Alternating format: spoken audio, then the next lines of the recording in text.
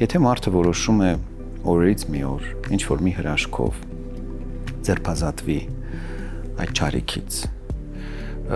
հնարավոր է նախ ինքնուրույն դուրս գալ այդ վիճակից, որովհետև շատերին է դա հետաքրքրում, եւ եթե այո, ապա հրաժարվելու պարագայում ինքնուրույն կամ թեկուզ մասնագետի օգնությամբ սեռական եւ ոչ միայն նույն հոգեկան, հոգեբանական խանգարումները, խեղումները, որոնք առաջացել են, ինքնուրույն հնարավոր է շտկվեն, կարգավորվեն, թե այնուամենայնիվ պետք է նաեւ համապատասխան մասնագետի օգնությունը։ Պատասխան մասնագետի օգնությունը շատ ավելի հեշտացնում է հիվանդին այդ վիճակից դուրս բերելը, դուրս գալը,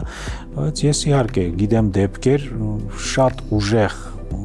պինդ մարդիկ, սենց ասեմ, ովքեր որ ունեն շատ կամքի տեր, շատ պինդ կամքի տեր եւ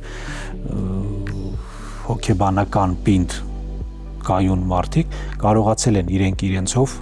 բուժվել, դուրս գալ այդ վիճակից։ Ուղղակի ստեղ մենք ունենք սենց մի բան, քանի որ ինքը քրոնիկական հիվանդություն է, թմրամոլությունը, մենք առողջացման մասին խոսք չենք տանում։ Մենք ունենք ընդամենը լավացում,